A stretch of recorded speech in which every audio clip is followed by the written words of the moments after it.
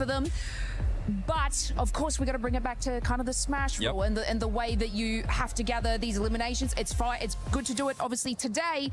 But then we got to see more of those placement points and those wins out of them to be able to take more than that. 100%. And another team that's currently doing that, Max, is none other than Nangshem. And I know you weren't quite happy with what Nangshem, especially Human, was doing that last game. Yeah, initially I love the way they initiate the fight onto, I think it was Orangutan in that gas station. I'm like, okay, you've got some solid off angles, I like it, they're pushing the fight. But the thing is about off angles, they lose effectiveness the longer the fight goes on. And I think it was one of the play on the Harry Potter tower, he had a great line of sight, but eventually Orangutan know you have that line of sight, so they're not going to peek you that aggressively. That would be the prime time for them to regroup, fully commit to the fight and send it, and hopefully come out on top. But they're very slow to respond to these moments, and I'm very upset with their opening performances so far. Yeah, one team talking about aggressive, talking about people committing to a fight. We saw Nigma Galaxy and Ida finally commit to the hot drop, and if I'm being completely honest, I don't want to see it. I don't care about it. Leave that ego to some other time, because right now it's going to be hurting those two teams. Yeah, it is, and we did see Fourth Thrives take advantage of what's been going on there, right? Just dropping in on, trying to get a few limbs and then move back to their position. They were trying to punish that as much as possible, just because it's kind of silly. In the finals, maybe day one you kind of get away with it, but keep on doing it, it's not going to work out. Fourth Thrives knew that, and you know, they might not be the only team to take advantage of that if the playing path's a little funny. If that keeps happening, other teams might just third party that. Yeah, they will end up third partying that. We saw there towards the bottom of the leaderboard as well. Godlike, OG currently not being able to put up those numbers. Those are two teams that are looking to bounce back, but right now we are halfway through that mark. Lace, any team that has surprised you so far? I would just like to say that, like, I'm very proud of you, Furia. You know, I know I was a little bit mad in that situation, and I was surprised about you in the first couple of games, and I just want to make it note that that was a much better performance, but still I'm taking a driver's license away. That was a good performance. Next time you ever take my mic, Lace, this big old chicken is going to be hitting your head once again. But as we're getting ready here for match 4, let's send it over to none other than Barney and Luti. Luti, yeah. You know how last week we were talking about how to win PMWC? Oh, yeah, the big secret I told everyone. You gave everyone some incredible insight for those of you at home that were listening. Teams were listening as well, Aurora Gaming. Yeah. Teams were listening as well, Aurora Gaming. Yeah. Tianba, the Arena, they're playing very well at the moment. Indeed. But let's like break it down into the finer details, okay? It's better, so yeah. I want to ask you a little bit more, okay? So like, what's the best map to like capitalize on points? I mean, there is different teams with different play styles, so it depends. Okay. Yeah, that's fair. Okay, it depends, yeah. How about like vehicles for like late rotations, getting into a good position? What's the best vehicle to use? The horse, the buggy, and so different maps, so it depends. It depends. Yeah, as well. Yeah. Okay, sure. Yeah. Utility, okay, so like end of game, you know, smokes, nades, you know, medical packs, bandages. What's the best thing to have in your arsenal? I mean, depending your situation. मैंने tech team को अभी stream एक बार बंद हुई थी, वापस आ गई. We are all good, we are all set. वापस रिफ्रेश कर लेना पब्लिक. Okay. आ गए वैसे तो अपन. But कोई सीन नहीं. What's the best gun in the game? Hello. I mean, let me guess. It depends. Sacre bleu. No, Barney. Everyone knows it's a P9. A great day unfolding before us. We've had some real step-ups from a lot of teams coming on through, some great rotations, some insertions, some side swipes into those zones. That S2G hovercraft double roll-up, that was looking pretty, but we're going to be sending ourselves once again over to Erangel to find ourselves one more chicken dinner. Let's see who's gonna get it. Yeah, I mean, this is it, the last Erangel of the day, and it's time to put up some serious points. I mean, we're still super early in this tournament, but we're already starting to see some teams, right, make some things happen. I was able to talk to one player in particular as we were getting into this game. I happened to see S-Power from Godlike. You know, the hair is hard to miss. I went up to the man and said, hey, you know what, give me 3 words before we get into this next match. And he said, the domination begins. Ooh. using a whole word on the. That is bold. That's the sort of confidence that you want to see coming through. For Godlike, they do want to try and push a little bit further up those tables, try and get in the competition for those top spots. Of course, having only seen 3 matches, we are still in a fairly uncertain situation, in a state of flux when it comes to those tables. Obviously, some performances standing out more than others, but it's definitely still achievable because of the fact that we have got an 18-match set, right? We've been playing so far on 12-match sets time and time again, but moving over to that expanded 3-day approach, that 18 set, that's where consistency really comes into play. So it's teams that are able to earn 6, 7, 8 points on those games that are going to be the teams that will take those top spots, those podium positions. Yeah, you're exactly right. I mean, it's all about putting up as many points as you can early on, and consistency is going to be the king here at the end of the day. I mean, we saw in the group stage, right, E-Arena, 39 points in one single game, and they weren't even able to make it. I mean, straight to the finals. They had to deal with the survival stage, and let's be honest, I mean, luckily we're able to get here, right? So, oh, yeah. I mean, but they're crushing it now. They did a great job in that last game, right? And so they're off to a strong start. Let's just see if they're able to keep that pedal to the metal. Aurora starting off strong is really good, because historically, they've always taken a long time, right, to really get warmed up. But for them to put some points on the board early just goes to show that come finals time, they're adjusting their strategies, and it's working out for them. Maybe able to finally claim a title spot, you know, that's what they're going to be looking for. Plenty of other teams looking to do so as well. I know there's plenty of fans in the crowd for Furia who are there, really giving them their backing, which has been nice to see. Hopefully they can keep up the pace towards the top side as well. But yeah, I mean, there is so much on the line. That trophy, a threat to so many, but a promise to only one of our teams. Man, one of the sickest trophies you could put on your shelf. I love every single year I see it. I'm like, oh, you gotta get one. And this is what these teams have been hunting for. They've been working all year long to get here. And we can tell the teams that have prepped, and it's every single one of them. It's wild to see all these names, and the level of competition has never been so even, in my opinion, right? I mean, there is squads all across the board. They get a good couple zones, good couple situations. They're not messing around. They're going to take full advantage of it here. You talked about Furia, right? I think it's only a matter of time before we see them get a chicken dinner.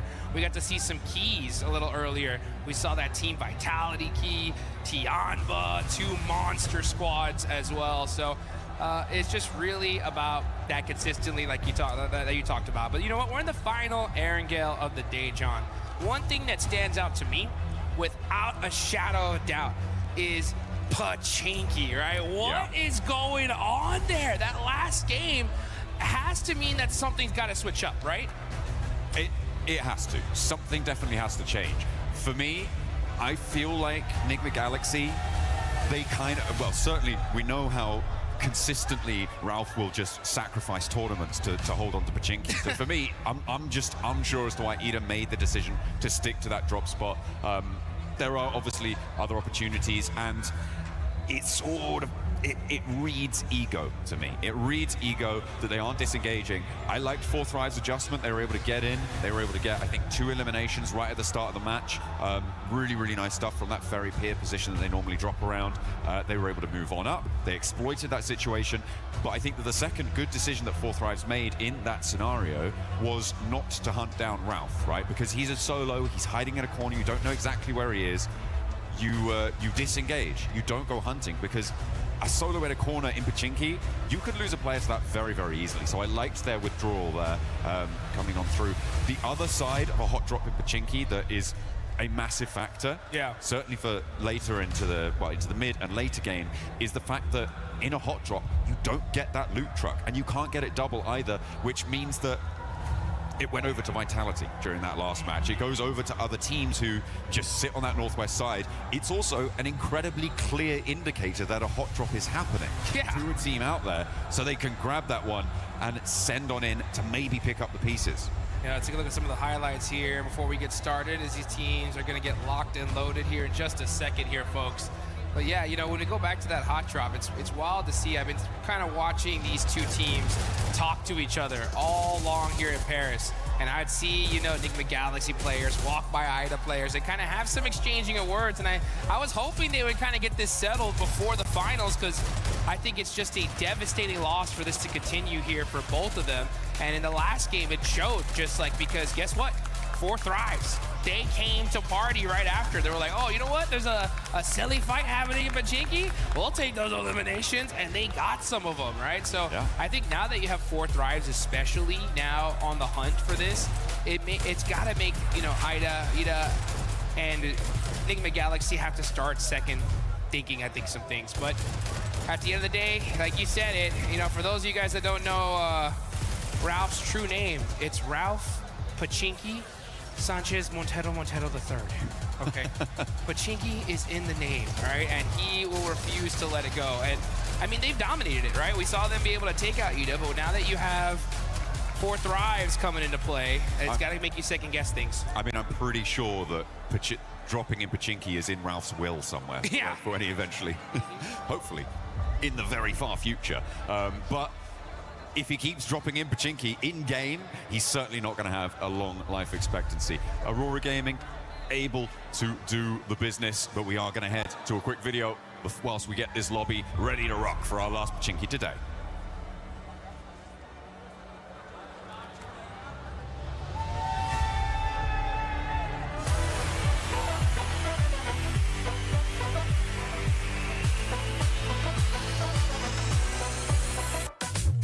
안녕하세요. 저는 농심 레드폭스의 엑지입니다. 여기는 현빈, 소이지, TG입니다. 프로 선수로서 경쟁하는 일은 항상 힘든 일입니다. 하지만 이런 플레이 라운지에 오게 되면 즐거운 게 되게 많죠. 저희가 이 플레이 라운지에 왔기 때문에 이 플레이 라운지에 있는 것들을 즐겨보겠습니다. 가시죠.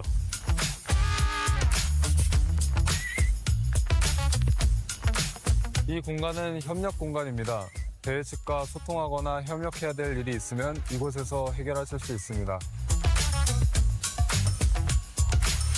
EWC 공간에 있는 한 공간 중인 탁구장이 있는데 저희가 한번 재밌게 해보도록 하겠습니다. 오! 연습반이네, 완전. 어이씨, 뭐야? 여기는 여러 가지 즐길 것이 있는데요. 저희가 한번 다 체험해 보도록 하겠습니다.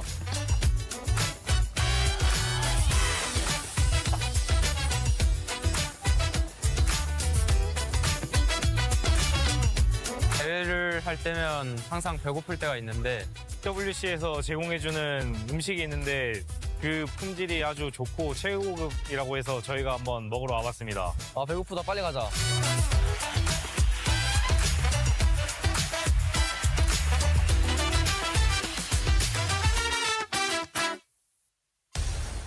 Welcome back to the Hot Drop Watch here as we await the fate of Pachinki. It is still undetermined as to who is going to last the longest in that location, and if we may have a 4th, a 5th, or maybe even more teams. Perhaps everybody is going to Pachinki. It's going to be a 64-player brawl in the center of the map. You know what?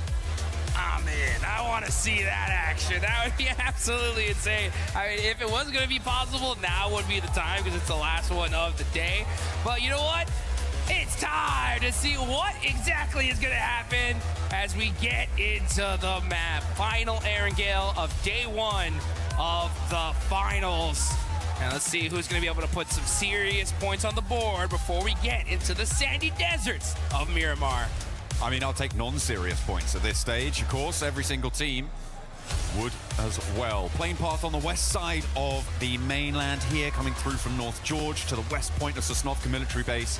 And it will be going fairly close to Pachinki, so we're not going to be denied it by the plane path. Hora out early over towards Severny. Tiamba over into North George. I'm keeping an eye out to see if any of our teams on the hot drop are going somewhere else, but I'm really not holding my breath. I kind of am here. Oh. You know what? I will say, yeah, you can see already. Look at that. Looks like we're going to see another hot drop in Pachinki as Ida and Enigma Galaxy are headed in that direction. Uh-oh. Very, very interesting. I will say, though, we got to give massive props to Enigma Galaxy for being so high up on the leaderboards, considering that they've been dealing with this all day long here. I mean, they're in 4th place, 30 points. That's pretty insane. Sure, I mean, they were able to take a chicken dinner towards the start of the day, right? So they do have a little bit of a foundation to try and do this with, but they could be so much further ahead without this situation. It looks like we're not going to see a 4th Thrives flex out. Instead, S2G are the closest by on the southwest side. Nongshim Red Force, who have yet to touch the floor off their parachute, could potentially also flex in from the southeast side, but I feel like S2G are the most likely right now to cause problems for Ida. Enigma Galaxy on the north side of Pachinki, they're split right now, but you can see Rita on that off angle could be quite important. Ralph seems like they know he's in this building, but the nade won't connect. Yeah, that was a warning nade for sure. You can see Satan up on the roof here, or on this ledge, trying to get a little bit of information. He knows exactly where Rita is. It's a big stalemate, though. This is the hard part about these hot drops, and I can hear it. That loot truck is now driving on by. The precious loot. Satan's like, that should have been ours. I want it. No! Oh, Lord gets knocked. And did he get thirsted? No, he actually gets beat up pretty bad. Satan, through the door! What a clutch knock for this team. Able to take out the off angle there, and Ida are going to really struggle to get back to this one. It's across the road, and I don't think you can break past that. The res, though, in the meantime, is going to be there, and because it's so early in the game, it's so much less likely that you've got the nades on side to just completely suppress that res position, which allows Enigma Galaxy to go back to 4 and leaves Ida stranded on 3. Rita getting knocked there is the most crucial part of that fight, Jukes. Man, that was an insane shot there from Satan. I mean, that's that game sense, guys. Shooting right through the door. He knew he was there, and he makes the play for his team. It's one of those micro plays, right? That when you make that kind of play, it just changes the entire situation for your squad. And now, because of that, Enigma Galaxy up ahead against Ida. They still have to get a little bit more pace to it, though, and Ida are retreating now right to the southeast point of Pachinki. They've read that immediately Satan can move out, get this position on the off angle that they were previously in control of. The fact that they're aware of that is good, but you're just going to keep losing players. At this stage, I feel like Enigma Galaxy definitely have had a better result so far in this Pachinki hot drop. They were very ready for it. As you said, they will have known, they will have been aware that this is unfurled. Yeah, and what are you going to do if you're Ida at this point? I mean, look where they're at on the leaderboards. I mean, this is crazy. 16th place, only 2 points so far. If I'm their coach, anybody that is in the leadership of this team, I'm like, give it up, guys. We lost. I mean, I get it, right? Day one, you're going to battle it out with Enigma Galaxy to see if you can conquer this location, but it's an L. Like, you got to at some point realize that this is not going to work for us. If we want to be able to do well in this tournament, I mean, Erangel is the majority of the maps we're going to be playing here. We cannot afford to continue doing this. It is pretty devastating. They have only lost 1 player this time around, but the loot is going to be fairly thin on the ground. The vehicle condition, like, I don't know, man. It's really cutting the legs out from underneath themselves. It's terrible. I mean, you're down a player, you don't get the loot truck, you don't get any, you're under-looted at this point. I mean, it's just a loss overall, and where they stand on the leaderboards is a pure reflection of that. So, yeah, you know, I always say that when it comes to these kind of hot drops or these situations in general, I really do think these need to be settled in rehearsals, you know, in the pre-matches, where it's like, hey, you know what, guys? Have a little handshake agreement. We're going to drop in Pachinki this game. Whoever wins it gets it, you know? Fair enough. Yeah, well, I don't think that would ever happen, but yeah, I mean, I kind of understand. It is a question, right, that is rooted in a lot more, I think, subjective opinion for a lot of people. Sure. Because you have that question of, if we give up our drop spot, are we just going to be easily pushed around in the future, right? Like, are you trying to do that sort of thing? I mean, it's like negotiating contracts, negotiating business there. It is one strategy is to just be like, okay, we'll go somewhere else. We'll go somewhere else. But you can hold your nerve. And if you guys want to be the best, then you guys need to hold your nerve, and you can look good doing it using the Naruto skins here. Make sure you're heading into game, get that character set, get that Ninetales Fury AUG skin, get that one developing as well, because you can get some variations on that bad boy. Yeah, you want to be maxing that bad boy out and looking real good. As you know, Tiambas have been looking really good today. They're in 4th place, 31 points. Milu, man, the way he started off that Rondo match was just crazy. Wild. I mean, this man has been performing all tournament long for his squad. He had, for sure, right, the play of the tournament. That 1v4 earlier in the group stage was so sick. Yeah. And then come finals time, the way he started out, they are looking really good. Absolutely. They are currently in 4th place right now. Looking to try and keep themselves within striking distance of that 1st place spot. Godlike would love to try and join them, but they are a little bit more destitute on that points front, with only 8 towards the bottom of those tables. Another circle heading up towards the north side, split by that central river. A lot of open ground south of Severny, being covered actually mostly by Aura, who have a wide spread around the river, are causing a lot of problems. I'm interested to see how many teams look to head east of Yasnaya. Furia likely going to do so. Could potentially see that from teams who are still on the military island, by the way, Aurora and Al-Ula. And maybe we'll see it from one of the 2 teams who are still in Pochinki too, because, well, it looks like Ida looking to push back in and re-engage. Enigma Galaxy have been working the ground in the meantime, snaffling up all that loot and checking every corner. Or at least I hope they are. Yeah, they better be, that's for sure. I mean, you can definitely tell they're keeping their head on a swivel here. They got to know that Ida's around here somewhere.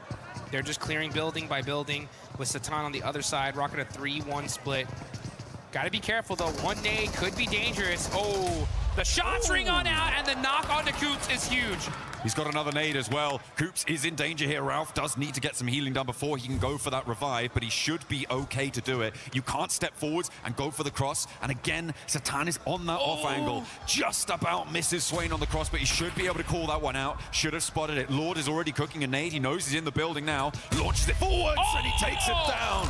Beautiful communication. The plays from Enigma Galaxy in Pochinki are just insane. How do they do these wild bounce back shots, nades that just turn the fight in their direction? This just goes to show you, when you know this side of the map like the back of your hand, it's gonna pay dividends. In the meantime, Nongshim Red Force and 4th Rise are going head-to-head. And at the moment, it looks like 4th Rise are in the driver's seat. This is out to the east side of Potato Hill, but they are grabbing a couple of flushes on board as well.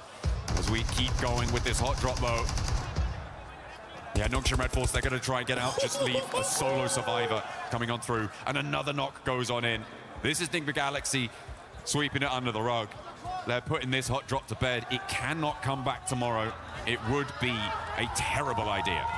I can't stress how difficult this is to do, right? To be able to deal with this hot drop so frequently and to just execute in this perfect fashion. I mean, not losing a single player, getting those four points early on is just insane. There was a hard north shift on the circle in the meantime. We are watching all of this hot drop unfold, but it is pushing teams now north very, very quickly, which is causing conflict around the crossings as Coops finds the final player on Ida. And down they go. All 4 players from Enigma Galaxy are there, and no third party came on through as well. Now we're going to jump over towards